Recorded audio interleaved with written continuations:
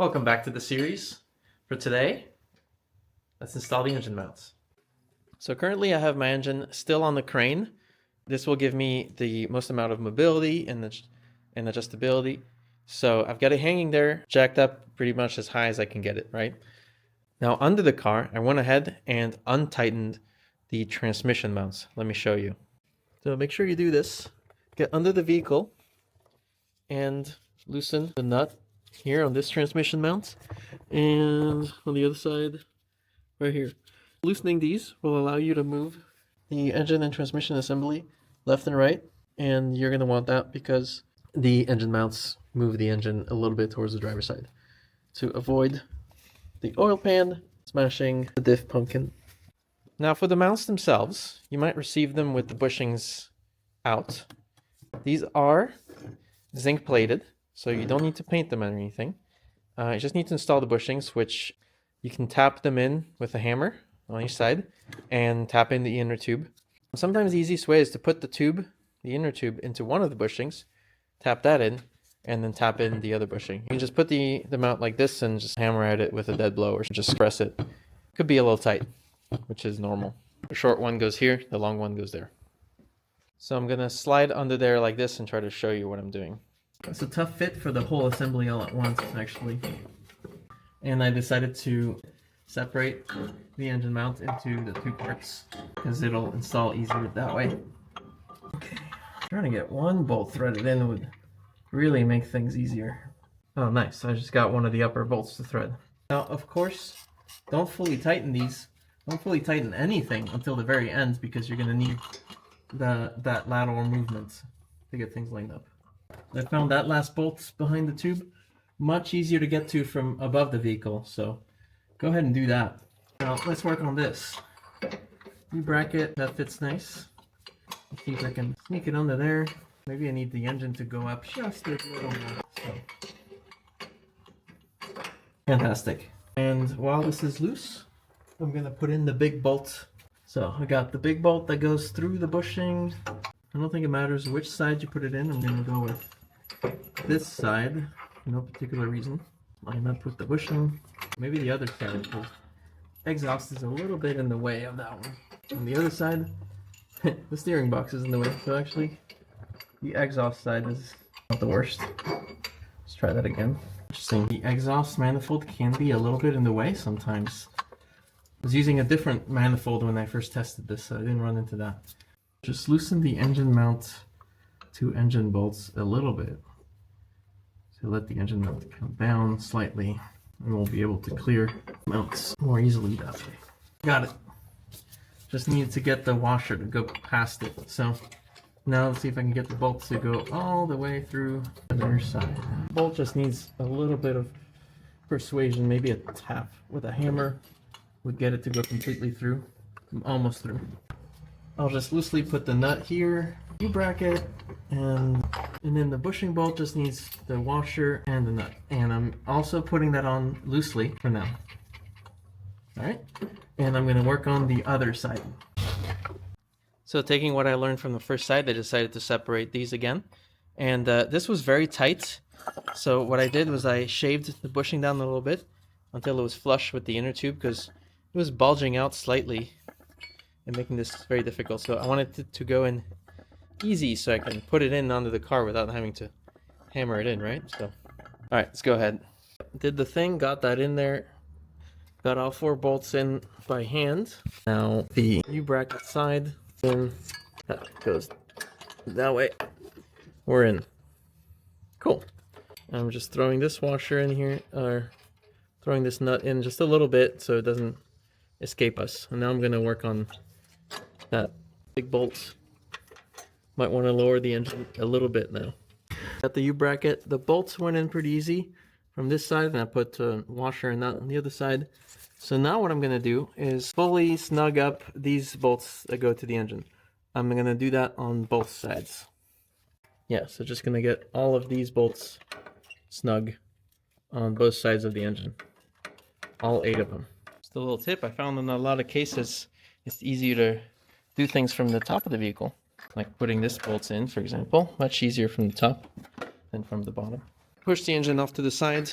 until you see a gap between the engine mount and the steering column, and then lower your engine back down. Like that. There's a little bit of space between the two, so that's perfect. You've got some wiggle room on the mounting tab. There's a slot on it, so you should be able to move it left and right. Just keep it away from that steering column. As long as there's a bit of clearance, you're good. And then go ahead and bolt it down. I've got my engine, the full weight of it, sitting on the engine mounts, and now it's just time to torque it. So the bracket to block bolts, I recommend 35 foot-pounds for those. This, I'm going to say 2 ugga-duggas, and the same for the nut that goes under the tab. So just to be clear, 35 foot-pounds for the 4 bolts that go from bracket to engine, and 2 ugga-duggas for these lock nuts here. All right, and with that, I have finished my installation. Don't forget to get back under there and tighten the transmission mounts. So you have your engine mounts in, everything's good, you're happy, until you go to put on the intake, and what do you know? It doesn't fit under the cowl. Well, don't panic, I have a few solutions for you.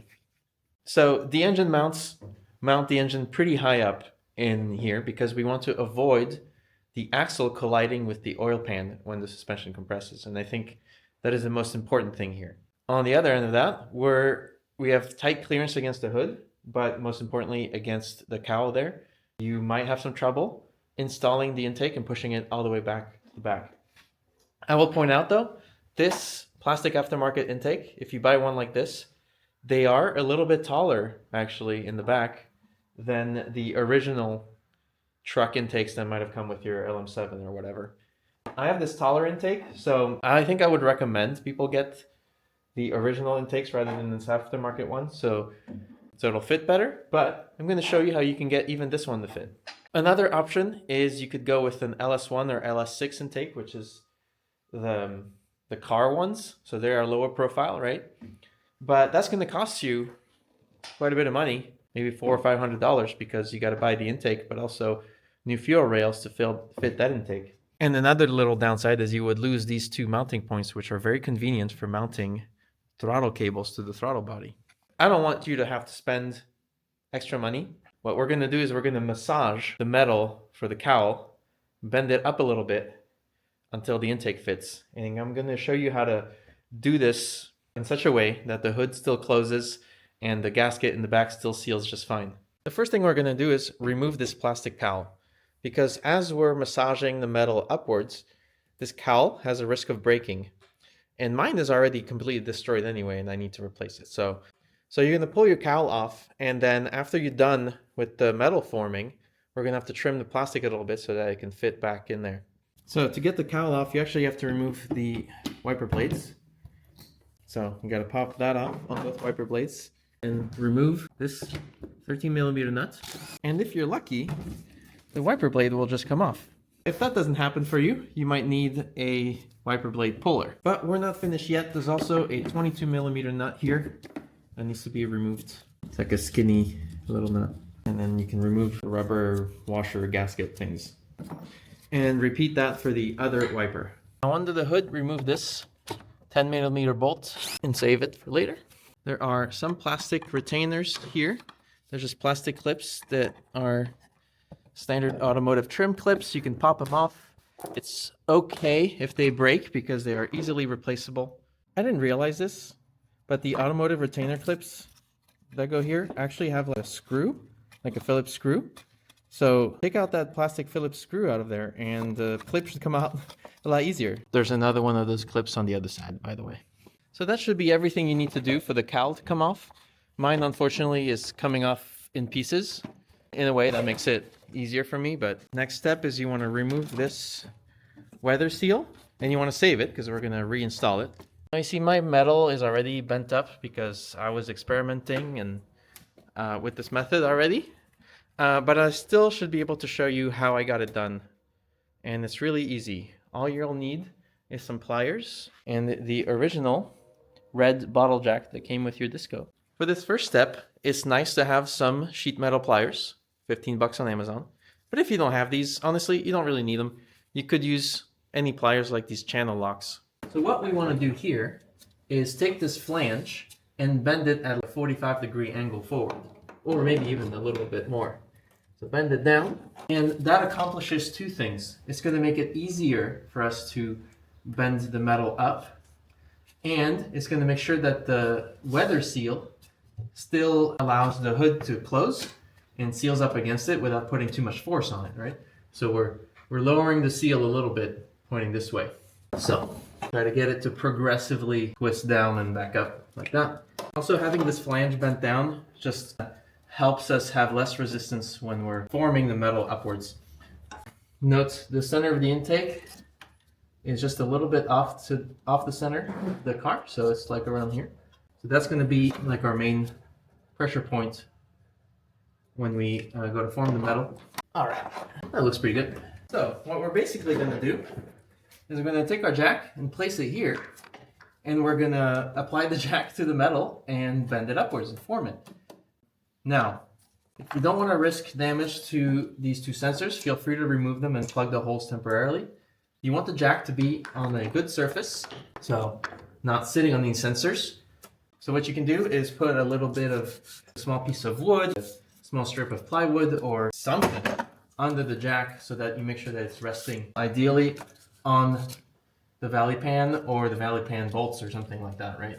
So I looked around my shop and I found these suspension spacers that I had. So I might just use that, why not?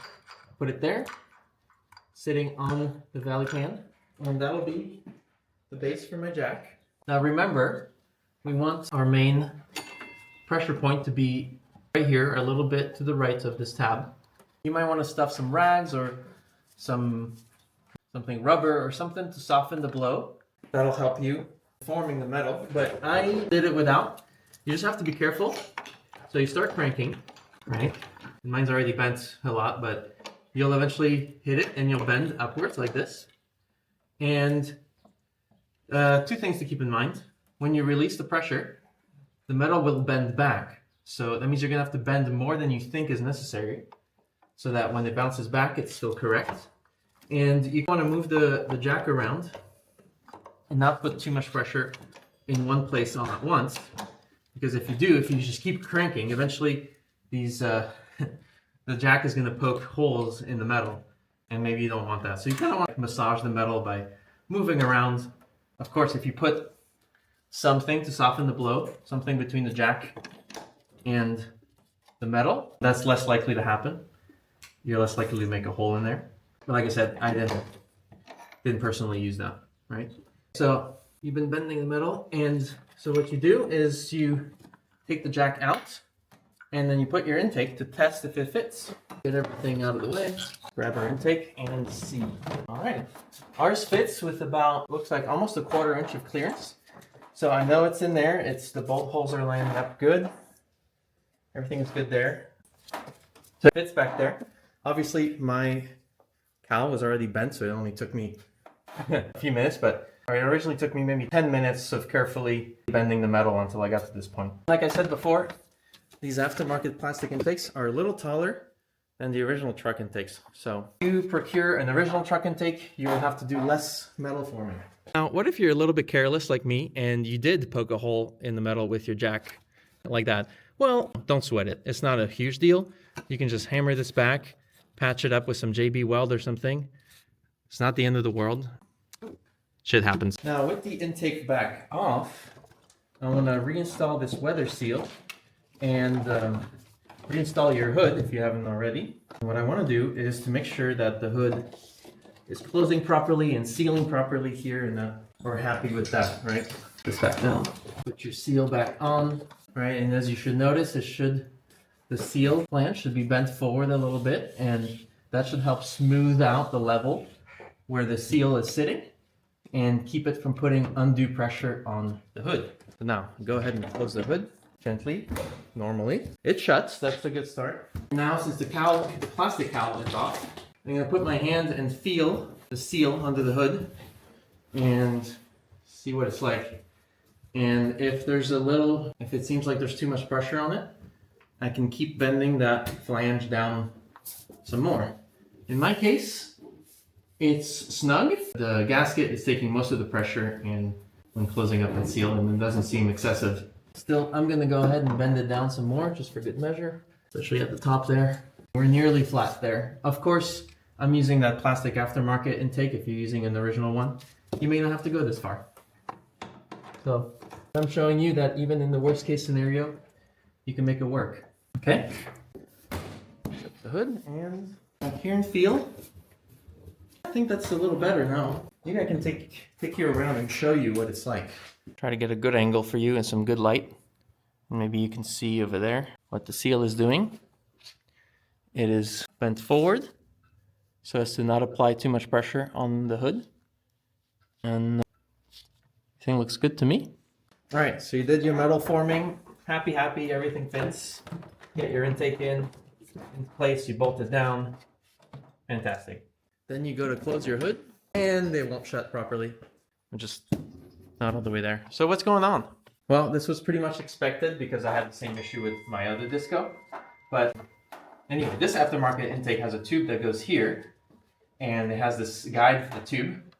And we can maybe route the tube somewhere else later. But this guide piece is too tall. So we're gonna have to shave that down. And in my gold disco, I have to shave this stud off too. So I might just do that preventively, but you can do what I did too, which is to just put a little bit of that copper anti-seize on top of any of the pieces that are protruding, shut your hood, and then look up here and see what made contact and shave that down. So I'm gonna go ahead and shave at least this tab and this stud. We are not gonna use them for anything. So just take a grinding wheel or a Dremel and cut them out. So I did it. I cut the stud off and I had to cut this and even a little tab over here. Now, I'm gonna do the anti-seize test again. So I put copper anti-seize on all the high points and I'm gonna shut the hood and see if there's any contact.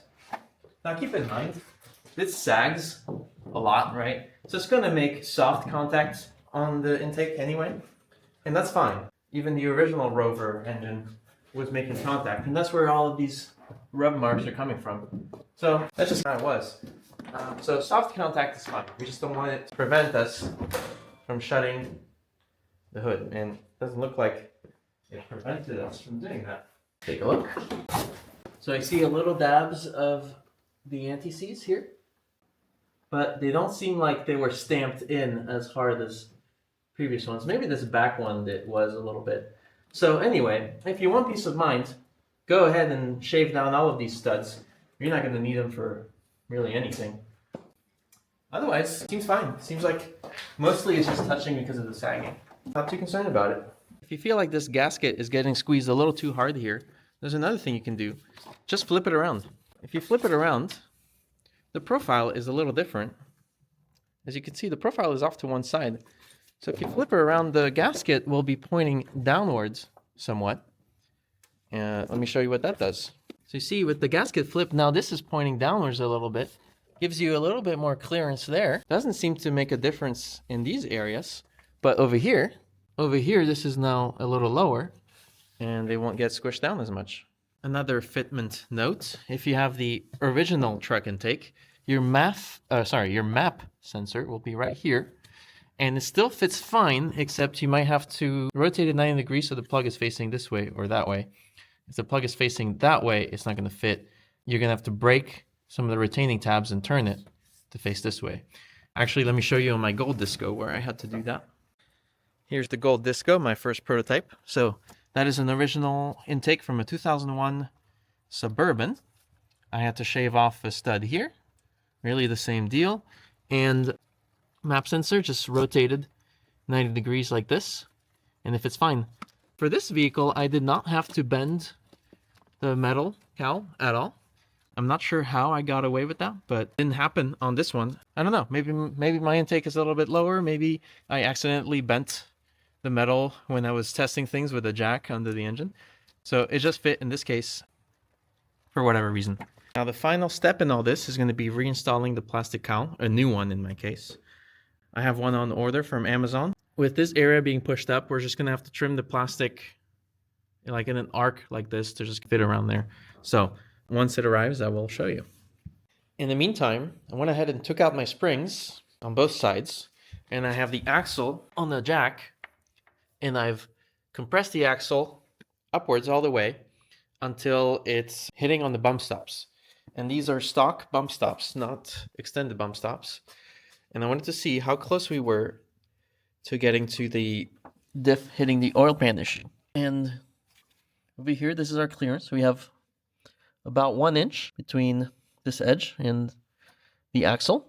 So that's perfect because we want that little extra safety margin because the bump stops are going to squish when you get a hard hit. So that was just to show you that it is worth the trouble. Having the engine in this position means we don't need extended bump stops, and this swap will work with a vehicle that is stock ride height. You do not need a lift kit to get this swap done.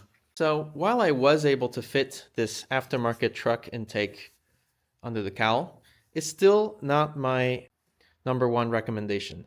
I would recommend going with the stock GM truck intake because it'll be slightly lower. You won't have to bend the metal as much. And also for one other reason, this intake has the MAF in the back, which the MAP sensor has a MAP sensor in the back, which I used to think would be a good thing, but actually MAP sensor interferes with those AC lines back there. So it's just so close actually. So the MAP sensor is hitting those AC lines, and I'm just a couple millimeters away from being able to fully seat I kind of did seat it actually. I got it in there eventually, so maybe it just pushed those lines back. So it still works. Also, another thing you can do, you can loosen the engine mounts and transmission mounts, and you might be able to, with your crane, pull the engine forward just a little bit because there is some wiggle room in those transmission mounts and the engine mounts. They're slots. So the engine can move back and forth a tiny bit. You might be able to pull it forward and get this intake to work. So in conclusion, my top recommended intake would be the original GM truck intake. If that's not possible, you can make this intake work. If you don't want to form the metal, you can get a low profile muscle car intake, and then you won't have to deal with that. The only downside with that is you will lose these mounting points, which are very convenient for getting the throttle cable bracket mounted. And with low profile intake, you'll have to find another way to mount it, maybe with some custom brackets. I know some people like to use the Trailblazer SS TBSS intake. This is a very popular intake because it is believed to be one of the best performing intakes, maybe the best performing intake for horsepower. So I wanted to get one so I can test it and let you know how it fits in there. If you want to use this intake, you might need a slightly different tune. I'm not sure about that yet. I know that if you want to use a drive-by cable throttle body, you're going to need an adapter to go from this 3-bolt mounting pattern, 4-bolt mounting to 3 bolts. You can get that adapter from ICT Billet. But anyway, I got this just to test with and to let you know if it fits. This cost me about $450 on eBay, but it came with injectors and fuel rail, so fully loaded. That's pretty nice, but still more expensive than a truck intake. So keep that in mind. You maybe only gain 10 horsepower over the truck intake. There's a Trailblazer SS intake. I threw it in there, and there's way more clearance above. So this intake is actually lower than the truck intake, at least lower than the aftermarket one, and fits really nicely in this case. So totally viable option. These studs may have to be trimmed back to close the hood, so just unscrew those, I guess. Should be fine. You might not need to cut anything, just unscrew them if that's possible. But great option, Trailblazer SS intake. I might figure out how to make this work because I do hear it does make more horsepower. One thing that's nice is the fuel rail is returnless, so you don't have to fix that. Yeah, certainly a viable option. And now the reason this video has been delayed so much. I was waiting for this to arrive. Aftermarket plastic cowl. Comes with pollen filter, comes with a gasket over here. Does not come with caps, so you'll have to use the caps. Does not come with the rubber corners on each side, so you have to reuse those from your previous cowl or buy new. Those are still available to buy. So let's find out how well this fits. Unfortunately, we have to remove the hood again. This will not fit with the hood in the way, so it's annoying having to take the hood on and off, but just gotta do what we gotta do. All right, the hood is off. Let's see, what do we get? So immediately, it looks like we need to trim over here, which was expected. So just so you know, to install this cowl, there are these plastic tabs that need to, I suppose, grab under the windshield, right? So it needs to go in a certain way for those tabs to properly engage. So I got them in this side, I can tell. Now that side. So I went ahead and cut this much. See that? And hopefully that'll make it a little easier now.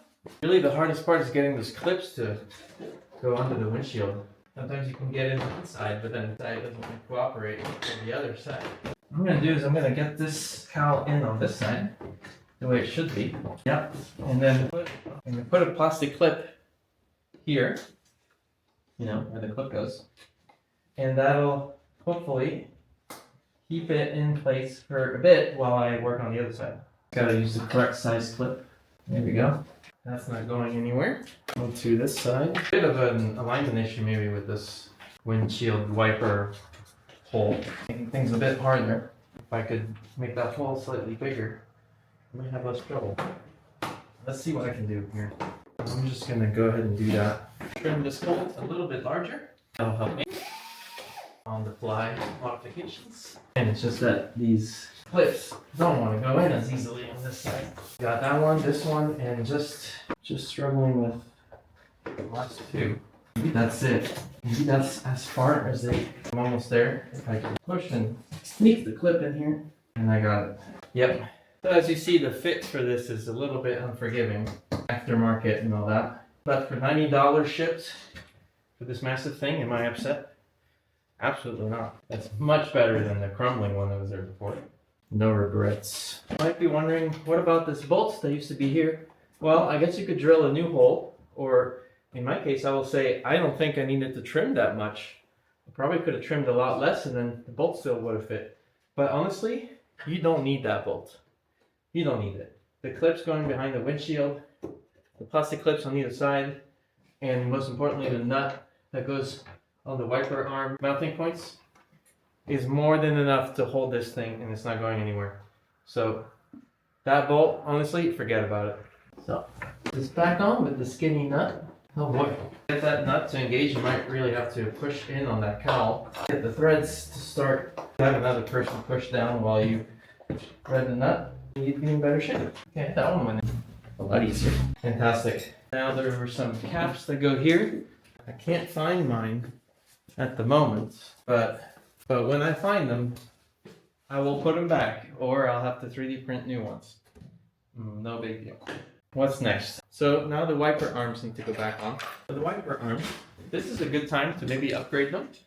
These are hard to find replacement blades for, and some people say, oh, upgrade them to the Discovery 1 wiper arms. They have a more universal fit, and it's better. But I don't recommend you do that, because the Discovery 1 arms don't put enough downward pressure on the windshield, don't wipe properly. So I found a better upgrade. For $18 a piece on Amazon, these are wiper arms for a Peterbilt truck. And they fit perfectly here. And they give you a lot more downward pressure, and they wipe fantastic. The only thing is they have these tubes for windshield wiper fluid.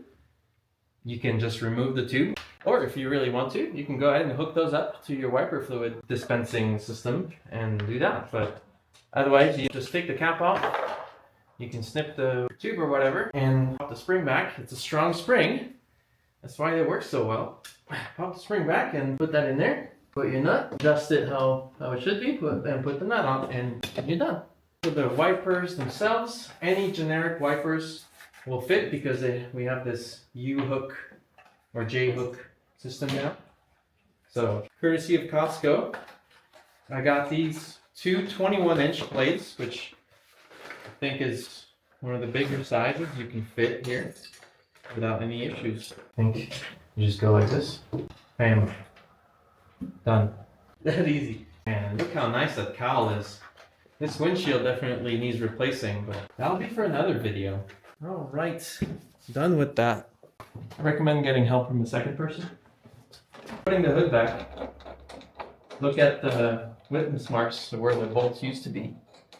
And that's how you can get your correct alignments back. With the hood back on, there's a couple finishing touches not to be forgotten.